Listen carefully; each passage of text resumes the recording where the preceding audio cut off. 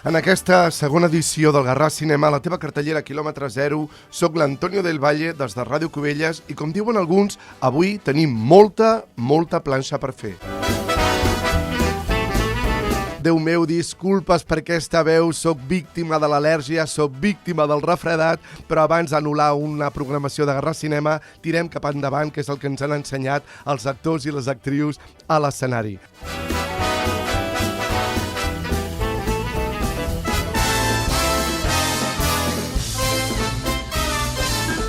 Moltes estrenes, molta varietat de gèneres i, com no, alguna polèmica, perquè sembla ser que els darrers anys les polèmiques i les promocions van juntes.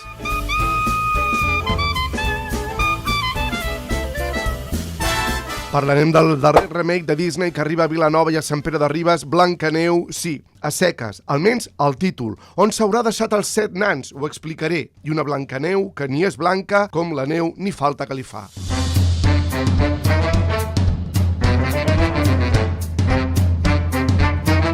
Borja Coveaga estrena comèdia, sí, el guionista d'aquell fenomen de 8 apellidos vascos, títol Los Aitás, i envia els actors Juan Diego Boto i Kim Gutiérrez directament cap a Berlí.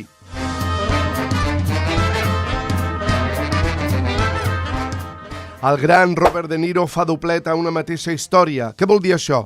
Doncs que protagonitza i coprotagonitza la mateixa pel·lícula. Bé, us ho explico d'aquí un moment.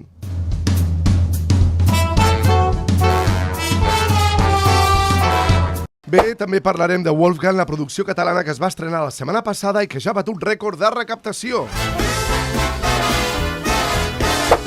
Arriba a Vilanova i a Sitges Flow, la pel·lícula d'animació que ha arrasat als festivals per la seva gran bellesa i sensibilitat. Jo, ja us ho dic ara, no me la penso perdre. També la monumental obra cinematogràfica segons la premsa especialitzada arriba a Sitges, The Brutalist. A les Roquetes ens arriba la gran Kate Winslet i el biopic que s'ha pagat ella mateixa sobre la gran fotògrafa Lee Miller. I més coses, la noia de l'Agulla quan cau la tardor, el que us deia, molta planxa per fer aquí, a Garràs Cinema, des de Ràdio Cubelles. Som-hi! Ens anem directament cap al Prado de Sitges, que aquesta setmana està copeta amb la seva triple programació. Comencem pel plat fort de la setmana. And the Oscar goes to Adrien Brody.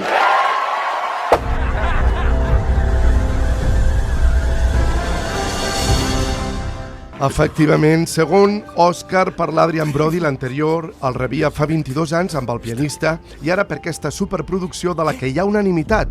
És una autèntica meravella. The Brutalist. Sí. ¿Todos? Sí. Dígame, ¿qué hace un arquitecto extranjero de su talla cargando carbón aquí en Filadelfia? No és tan sencillo. Un arquitecte d'origen jueu ha d'abandonar la seva dona fugint d'Hongria cap als Estats Units per la invasió nazi. Els seus inicis seran complicats fins que es troba amb un tèrbol mecenes, interpretat pel Guy Pearce, un empresari d'èxit que li encarrega un monument a l'estat de Pennsilvània. Les he traído hasta aquí para que miren conmigo hacia adelante, hacia el futuro. ¿Qué te parece? Es inusual, hasta para ti. Una pel·lícula que es va rodar només en 32 dies i amb només 9 milions d'euros. Us recordo que hi ha capítols de sèries a les plataformes que quintupliquen aquesta quantitat. Una pel·lícula que la premsa especialitzada ha catalogat com, prepareu-vos, obra mestra de dimensions colossals, catedral cinematogràfica, rodona i rotunda, experiència que s'ha de veure amb la pantalla més gran possible i una majestuosa epopeia històrica. Així que aneu a veure-la allà on s'han de veure aquestes produccions, a una bona pantalla de cinema. I compartim pantalla al Prado de Sitges, la pel·lícula que ha arrasat amb tots els premis allà on ha participat, emportant-se els elogis de crítica i públic. I jo, ja us ho dic ara, jo no me la penso perdre. Estic parlant de Flow.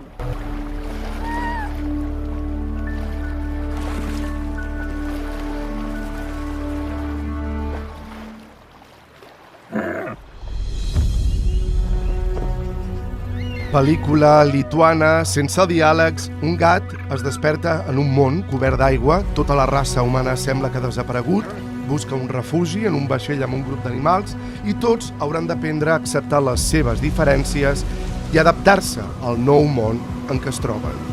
Escolteu atentament. Òscar a millor pel·lícula d'animació, Globus d'Or, Cèsar a França, millor pel·lícula d'animació als Premis Europeus, millor pel·lícula pels crítics de Nova York, pels crítics de Los Angeles, de Chicago, i al Festival d'Annecy, que és el festival més important al món en cinema d'animació, premi del jurat, del públic i millor música original.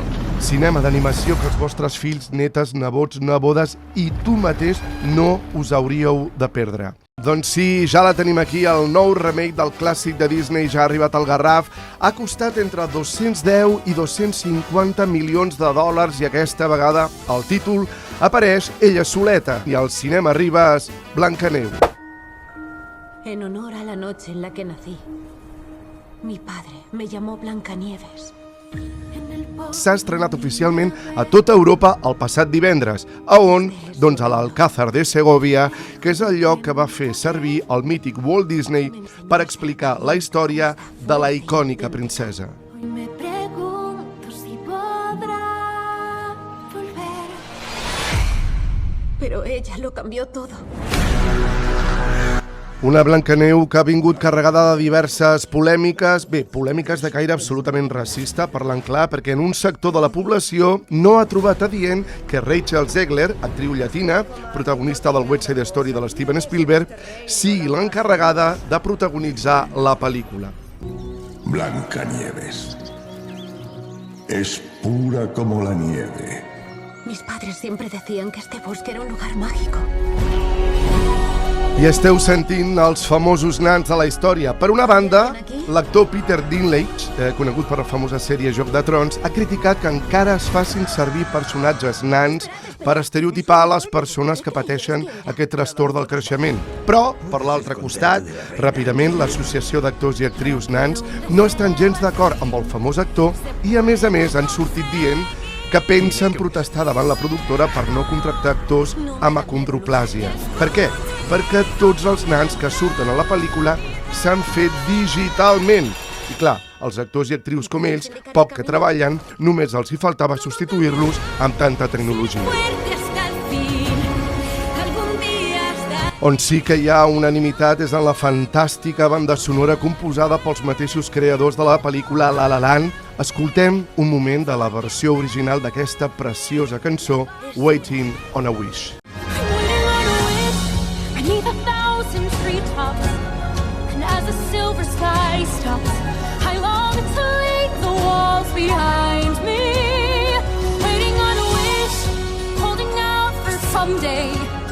Hoping somehow, someway, there comes a miracle to find me. I close my eyes and see the girl I'm meant to be.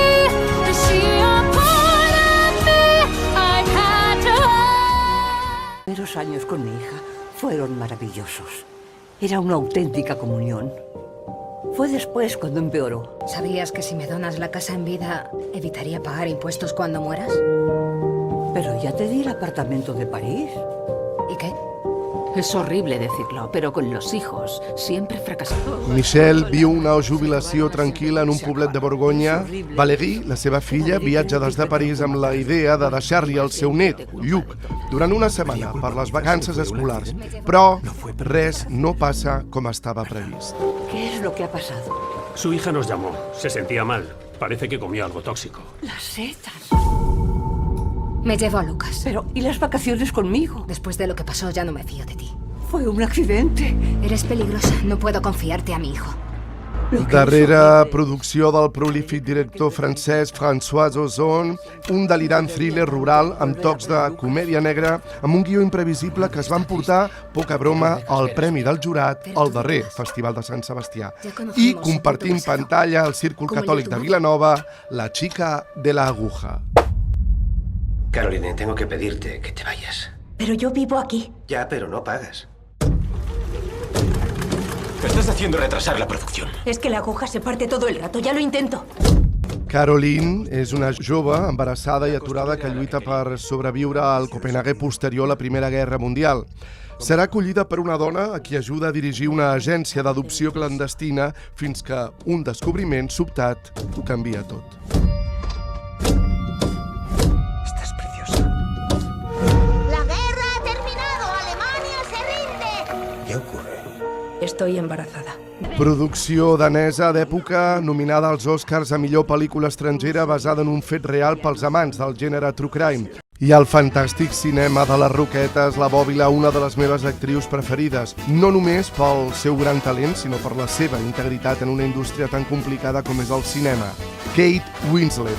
Si no li poseu cara, la reconeixereu de seguida quan us digui la protagonista de Titanic, però ara protagonitzant el biopic de la fotògrafa Lee Miller.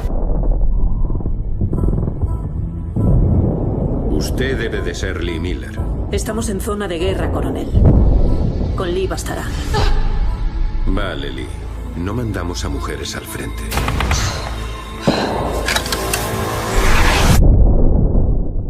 Pues es un problema. Ya estoy aquí. 10 anys ha trigat l'actriu Kate Winslet, una dècada fa de productora en aquesta producció, en aixecar aquesta pel·lícula sobre la història de la fotògrafa Elizabeth Lee Miller, una model fotogràfica que es va convertir en una aclamada corresponsal de guerra durant la Segona Guerra Mundial. Les fotos que va prendre i els articles que va escriure a la revista Vogue sobre l'Holocaust nazi han quedat a la història per sempre. Sucedió muy lentamente, pero fue como de la noche a la mañana. Nos despertamos una mañana y Europa estaba en guerra. Acceso únicamente para mujeres militares. Yo solo quiero hacer mi trabajo. ¿Por qué unos hombres pueden decidir cuál es? Me voy al frente. ¿Preparado? No es lo que creía que ibas a decirme. Ja sabeu, no em cansaré de repetir-ho, que al cinema La Bòbila teniu el dia de l'espectador els dimecres, el dia sènior els divendres.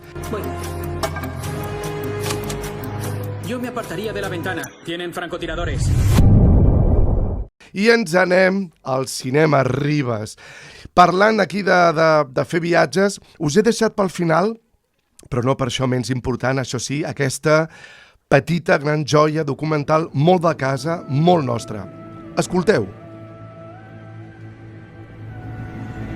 A vegades tu veus Montserrat i et penses això, dic, hòstia, estic en un altre món, estic viu, o això existeix de veritat, o jo l'estic somiant. Montserrat Integral 107, un documental sobre dos amics escaladors que exploren la màgica muntanya. El projecte Integral 107 és la idea d'escalar les 107 agulles que es veuen de Manresa de forma continuada durant 7 dies. Us puc assegurar que he vist el tràiler i les imatges són increïbles, d'una bellesa indescriptible. Això sí, no apta per les persones que pateixen vertigen. No es veia molt res, es veien els frontals d'ell, anaven caient pedres, anava caient terra. Va fer una tormenta, perquè troben uns llamps, molta aigua. No és el meu cas, i com a bona banda del senderisme que sóc, he pujat i baixat diverses vegades la icònica muntanya, així que aniré a disfrutar d'aquest fantàstic documental. Em sap greu, mama! Fins aquí hem arribat, Déu meu, disculpes per aquesta veu, soc víctima de l'al·lèrgia, soc víctima del refredat, però abans d'anul·lar una programació de Guerra Cinema, tirem cap endavant, que és el que ens han ensenyat els actors i les actrius a l'escenari. En tenim de sobres de cinema, molta varietat i molta qualitat.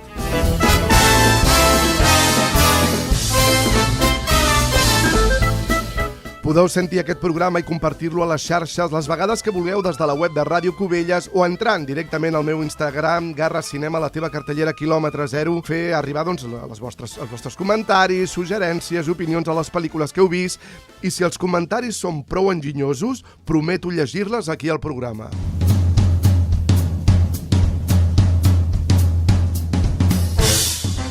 S'acomiada aquest que us parla, l'al·lèrgic Antonio del Valle. Gràcies per la vostra confiança i ens trobem la setmana que ve aquí, a Garra Cinema, des de Ràdio Cubelles.